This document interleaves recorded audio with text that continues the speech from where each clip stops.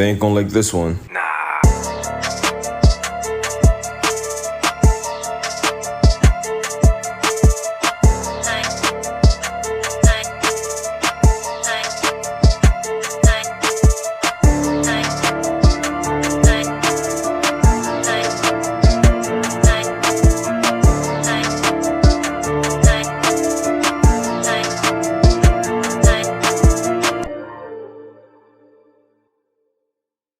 What up, world? It's your boy X, and I'm back here with Jay. Come fuck with us, man. You know who it is. It's the Backlash Podcast, man. Back with another one. Let's get it. Yeah, so first we kick things off. We got Randy Orton and Kevin Owens versus Pretty Deadly. And this was a really good match. I like Pretty Deadly. I think that they're really cool. I watched them a little bit when they were in NXT.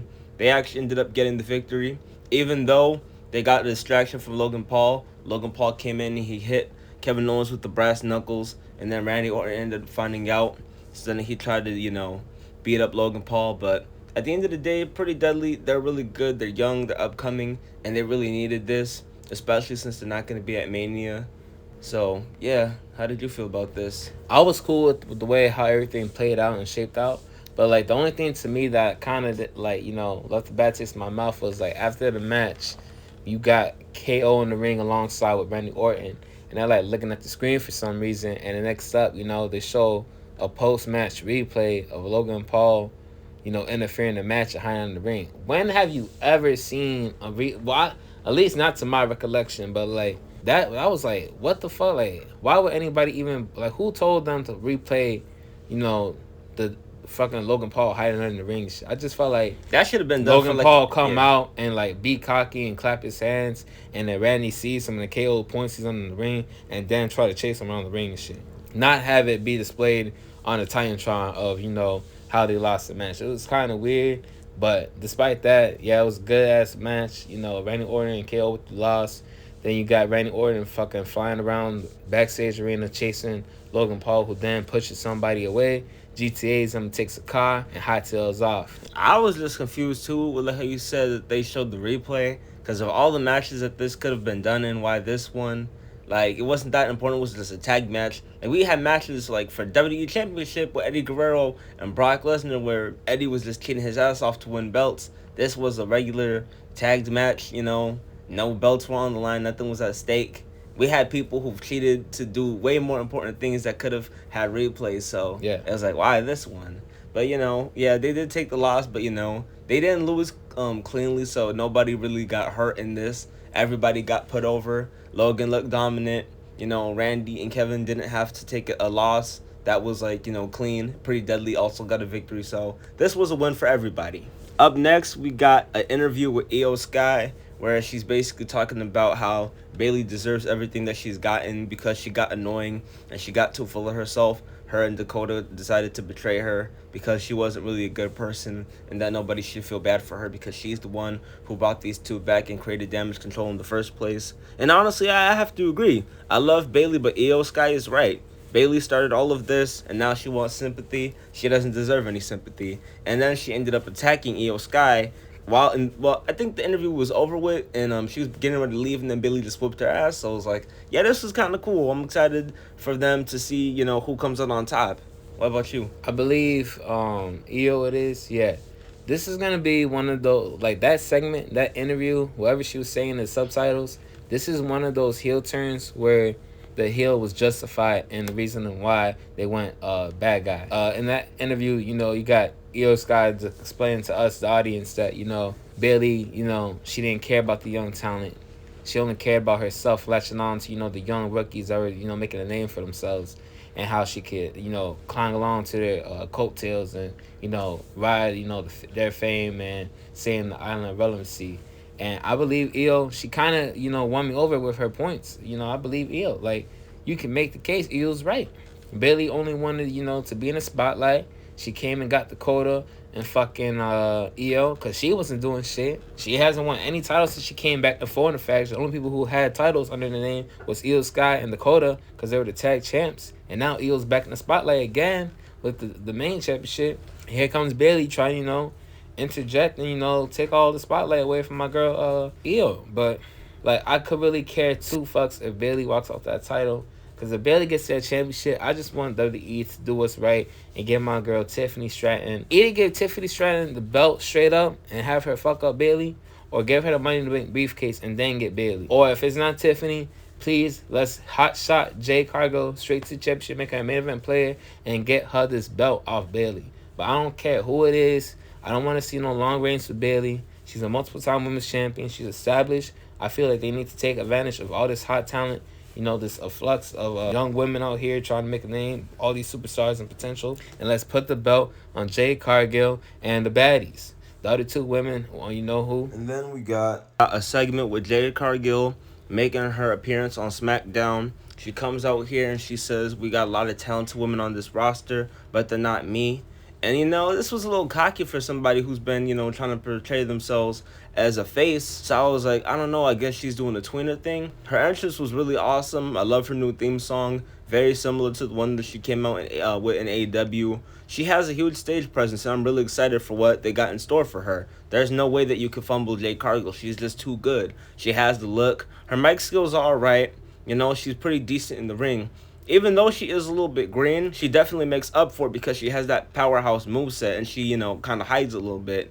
I think she's been wrestling for maybe about 5 years now, but she's only getting better. And her jump from AEW to WWE was a very big power move. It's sad that AEW let her slip away, but it's good because WWE now has something to do for her. What do you think? How did you feel about Jade's SmackDown debut promo? Let's just say a storm has arrived, and we got one of the best women's wrestlers in the world today. Jade Cargill is one of the most underrated women. She just oozes talent. She has the look. She's a good promo. She could talk on the mic. She's great for the kids. I seen her endorse. She's perfect. She's what they want. She's what they need. They got the perfect star. Jade, man, this girl, AEW, way to fumble the bag, man. They got a diamond in the rough in Jade, and I can't wait to see what the fuck they do with her and shit. She deserves better, and I think we need to get the ball rolling. Like I said earlier, let's get this title on her year one. Hot start, hot shot her. Let's, you know, do something nice with my girl Jade Cargill and make her name out there.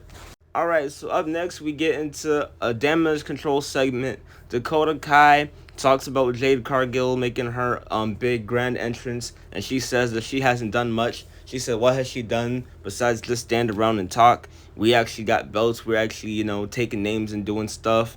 But it's like, I don't really think that Dakota wants to be saying that about Jade because Jade could easily whoop her ass. So that's just that. And, I mean, she also just got there, and she's a way bigger star than Dakota, and she doesn't even have a belt to her name. Dakota was tag champion, but, like, that's it. Maybe even NXT champion for a while, but Jade is 5 times the star she'll be. What you think about this little segment with Dakota Kai and Damage Control? Dakota, put some respect on Jade's name, man. She one of the baddest girls on the planet, and she will come over here and whip that candy ass of hers. Nothing more to say. So then we move into a match with Austin Theory and Grayson Waller versus the Street Profits. This was a good match. Love Austin Theory. He was always one of my favorites when he first came up. I was actually watching some of his matches way before he even got to WWE. Grayson Waller is also really cool too. And I like the Street Profits. They're not my favorite, but they're alright. I like this new run that they got going with Bobby Lashley and the stuff that they've been doing. I like that they've been taken a lot more seriously. This was a good match. All these guys are very talented, and I know that all of them will go far. But I do see all of these guys as single stars. Maybe not really Angelo, but the other 3, I do see them as single stars. I see Austin as a future WWE champion. I see Montez maybe Intercontinental or United States champion. And maybe even a future WWE champion. Maybe in, you know, a few years to come. And Grayson Waller, I could see him. I don't really see him as WWE champion, but probably world heavyweight or something maybe down the line. But yeah, these are all talented guys. This was a good match. Austin Theory and Grayson Waller ended up picking up the win. I love these two as heels. I like them as a team. They don't really feel like much of a team, but I like the stuff and how they complement each other. What do you think? For me to go on that part where you're talking about, like, where do you see these wrestlers ending up when they all split?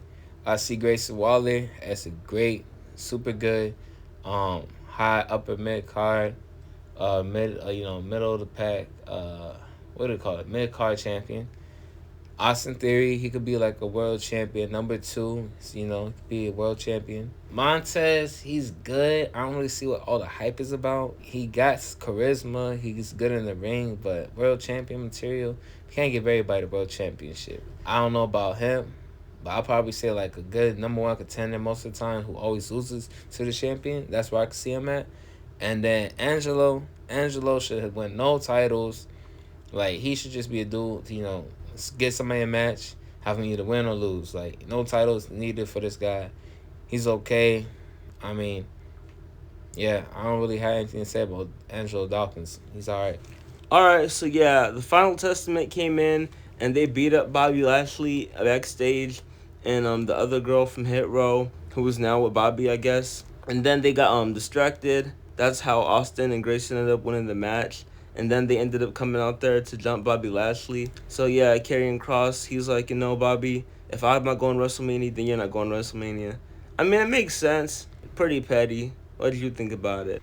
Man, the Final Testament, man, this is going to be like, if done properly and used right and with the right storyline, this is a hidden gem right there, man. Karrion Kross, bro, this dude is like, he's good in the ring. Trust me, man. He's methodical. He's maniacal. Like, I think in the right circumstances, dude could actually be like a villainous like heel and probably a world champion. But like, he just needs to be like used properly. I need him to get away from this Bobby Lashley shit though, because Bobby Lashley, as good as a wrestler he is, and for what all he brings to the table, like, Karrion needs somebody to go back and forth with, somebody to give him something to give back out, verbally and shit, on a microphone, to actually give him dialogue, something to feed, because Lashley poses a physical threat, but he's already outnumbered with, all these big ass dudes and Karrion Kross and his team and his faction and shit. So we need, like, Karrion Kross to really see what he could do. We need to see him get in the ring with someone who go toe to toe with him on the microphone. Not saying that Karrion Kross is good on the mic, but we need somebody to, kind of give him that challenge. And that's where we'll see the promo. That's where we'll see the segments. That's where we'll see the vignettes and all the shit that he likes to do. And then if you give him somebody to, that matches energy, the better he'll be. Because he's already good in the ring. But that also elevates the feud. Like, Karrion Kross and, the Final Testament, they're a pretty good group. I really like this guy. I've been following him since he, even before he even touched WWE. I've been a fan since day one. Been following him since he left WWE, got released from NXT. Now he's back. I think this might be his year, breakout year for Karrion Kross. Potential Money in the Bank winner this year. We'll see. But I see big things for him in 2024. All right. And up next, we have a video package for Legado del Fantasma versus the LWO. And basically to break down how all of this beef started and how these two teams came to be. I actually really like this. I really love what they're doing with all of these people. Even though I feel like they're adding a little bit too many people to the group and it's kind of becoming like crowded, I still feel like all of these people are individual stars in their own rights. And maybe if not individual stars, these are some great tag teams who have formed together to become a group. If you're aligned with Zelina, you're gonna be a star. You're gonna be a star. Everybody that Zelina has managed, she's always been like a really great manager and always helped the guys out. Like when she was with Andrade when he debuted, and she was his manager, and then she was managing Angel and Humberto. She's always a good manager and always a good person to have in your corner. I don't know too much about the other chick. Rey Mysterio was in this, so anything Rey's in is gold. Rey Mysterio was a super over baby face, and he's a really great wrestler. And it was crazy because, later on they have a match right after this whole video package and stuff. They have Dominic come out, and he is revealed to be the guy who attacks Rey, and everybody's shocked, but it's like, I guess I wasn't really shocked because I felt like Dominic. I mean, I was surprised to see him on SmackDown, but it wasn't surprising because he still has beef with Rey, and they're continuing this whole deadbeat storyline. And it's crazy because they were all trying to blame Rey for all of this.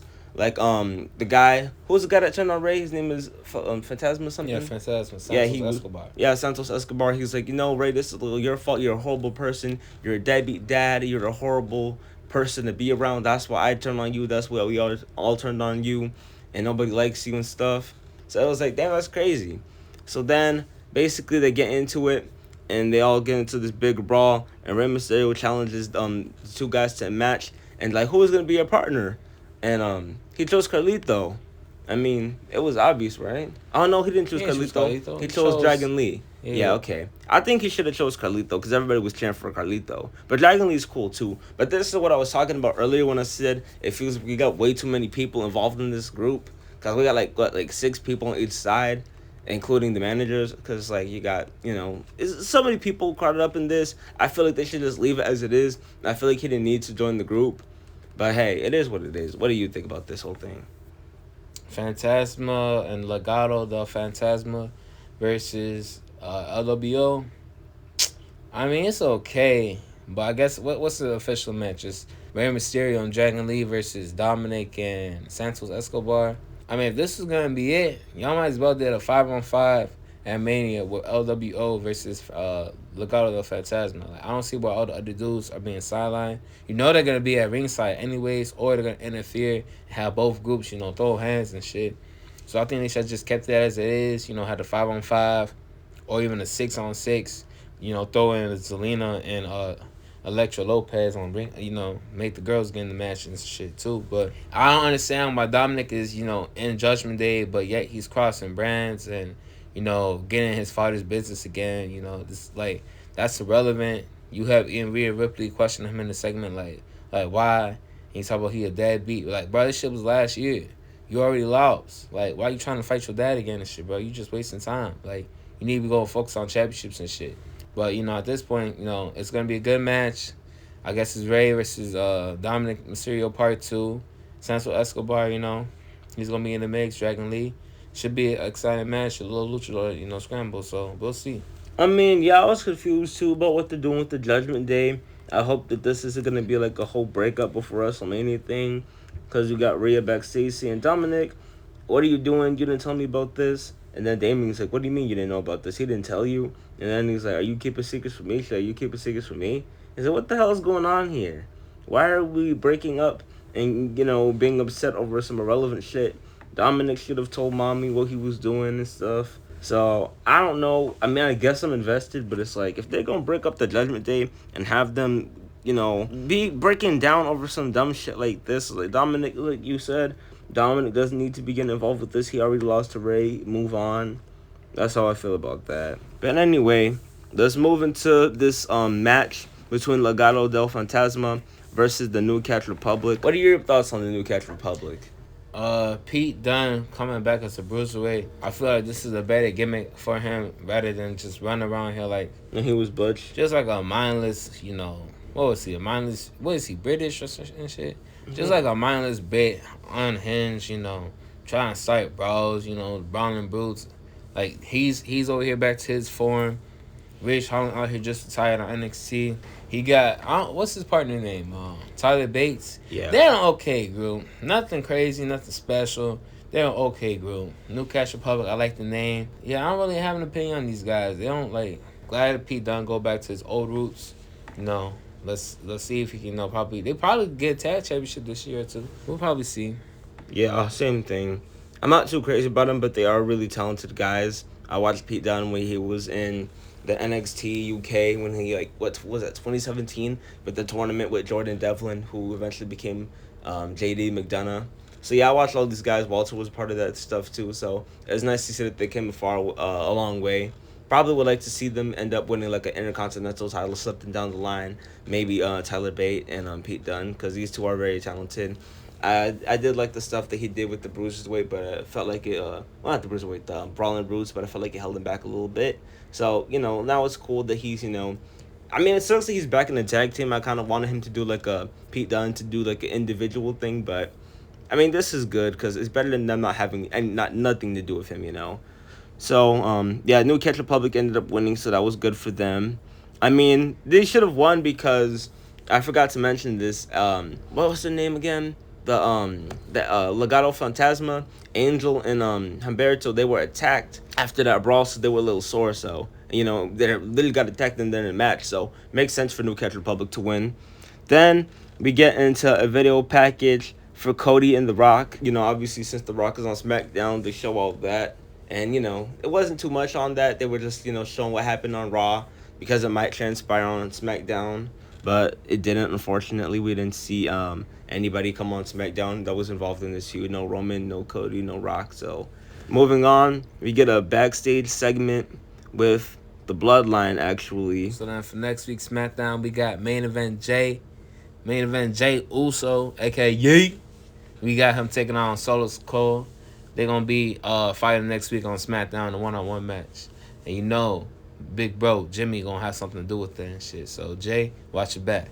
Man, all I gotta say is Solo Sikoa, cool and all, but I've been seeing him on these compilations, and my boy is so bad at selling. Like, I remember Cody Rhodes hit him with the console. I couldn't stop laughing at that. This match is gonna be hilarious. I just need my boy to start selling better because he looking like Linda McMahon when she took that stunner. Not just Linda, but also Vince at WrestleMania a few years ago when he took the stunner. Somebody please teach my boy how to sell, please. Like Terry Reynolds said, don't sell it. She was just joking, man. You gotta sell it. You gotta sell it. Come on now. And then we got a AJ Styles promo with LA Knight. Well, a segment between these two. And basically, he's like, LA Knight, you're disrespectful. You're a piece of trash. I'm going to beat you and I'm going to humble you. I'm going to show you some respect. You don't know what it's like to step into the ring with a guy like me. You've been talking all this smack and I'm tired of you. I'm going to kick your ass, basically. And, you know, it's crazy because he even beat up the cameraman. He was like, you LA Knight? Where is LA Knight? I told him not to come out here. I said if I ever saw his face, I was going to beat his ass. So, LA Knight actually, he's hiding in plain sight. He's right next to I guess he's posing as like a security or a cameraman or some shit. He's right, by AJ Styles while he's, by the announcer's table. He takes off the disguise to get into a little brawl and shit. LA Knight, he goes to reach for a chair. And then AJ, he chases him in the ring. AJ runs to the barricade and he's out of there. He's getting the fuck out of there. LA Knight cuts a promo. And he's like, you know what, AJ?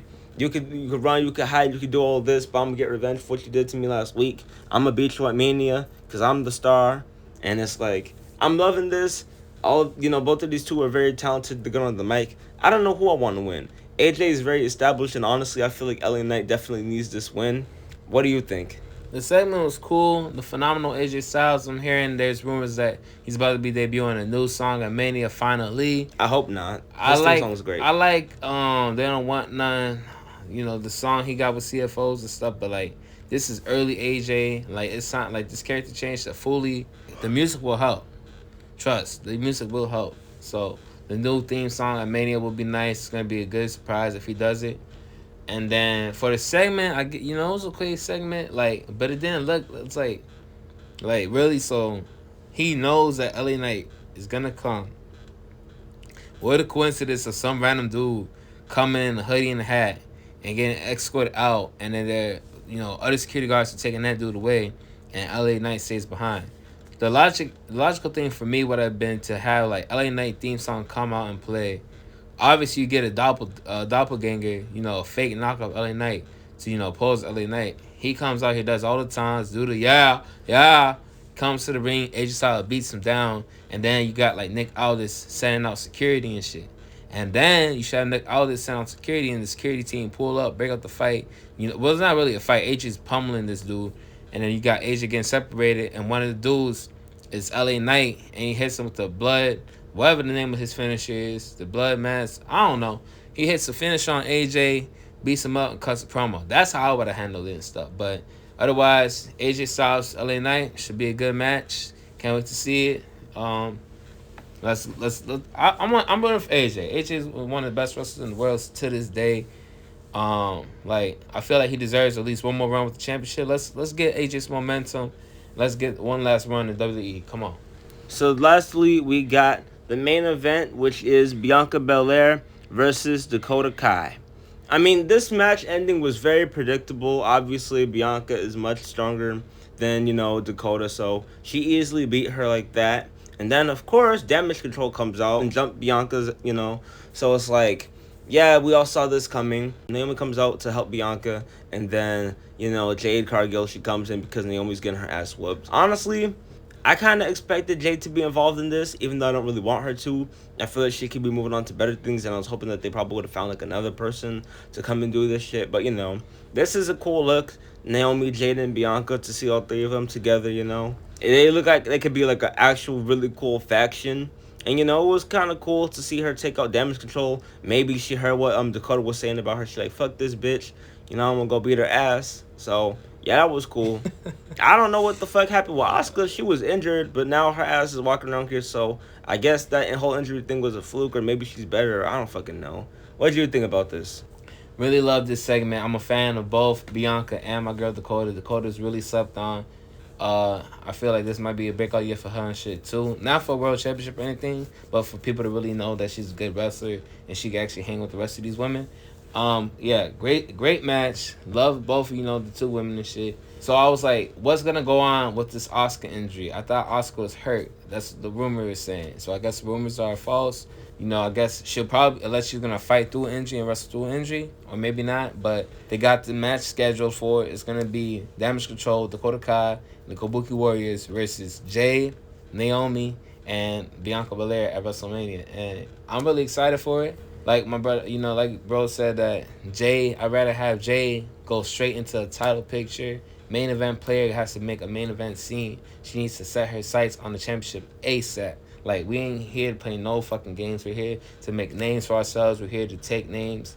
We're here to kick ass and take names and make names for ourselves. And I feel like, getting lost in the shuffle, tag team with Naomi and, Bianca ain't gonna do anything unless she, like, goes heel and after the match, like, they lose the match or some shit and, gives Bianca a forearm or some shit. But I'm cool with this if it's a stable and it's Jade Cargill and the baddies, her and Naomi and Bianca. Like, if we do a faction and you got Naomi and Bianca tag team and they take away those titles off Kabuki Warriors, and now Jade, she's the head honcho and she's calling the shots and she needs these girls to be her lackey so she can get world championship and they help her do it to get her first one, I'm all for it, man. I want y'all in the comment section to let us know what's the name for this tag team. We need a tag team name for Naomi, Jade, and Bianca. Like, what y'all got? Let's see what y'all got. Actually, I'm thinking that maybe they could be the new Damage Control. Obviously, have Jade be the ringleader and have her calling the shots and stuff. Make her the champion, and then give the tag belts to Naomi and Bianca. Have all of them turn heel and shit. Basically, take on the role of Damage Control. But overall, this was a really good SmackDown. It wasn't as good as Raw this week, but LA Knight and AJ Styles, they had their little moment and it was good. It was fun, so I'll give them that. This was a strong open, a strong finish. Overall, there weren't really any matches that I wasn't looking forward to. There were no duds. Everybody came out and they did their thing. It was no drags. This was a really good episode. So, yeah. Wrestling is cool. I kind of wish that we would have saw like The Rock or some shit and maybe Roman come out. But, it's kind of like they say. If you have them come out too much, it would ruin the lore. So, I guess we got to, keep being tuned. And so yeah, it was a good SmackDown for me too. A really good SmackDown. Looking forward to next week. And next week, you guys, everybody, WrestleMania season. We geek, we turn, we lit, we ready for this shit, man. Also, expect more content from the boys Backlash podcast. We got some new segments for you guys. We got guest the superstar. We got theme of the week coming out. Pusher Berry, and some more skits coming to us. For you guys. And we want to say thank you once again for the 100 subscribers. Let's get this channel booming. We want to be the hottest new thing out here on the streets. We want to be the hottest thing on the YouTube. We want to be on all platforms, all media. We want to make this big. We want your voices to be heard. We want you guys to join the conversation. We're whipping something up for everybody and stuff. Make sure that you like, share, subscribe, tweet about it, all that good stuff. Like us on Instagram, follow us on TikTok. Thank you for watching and peace out.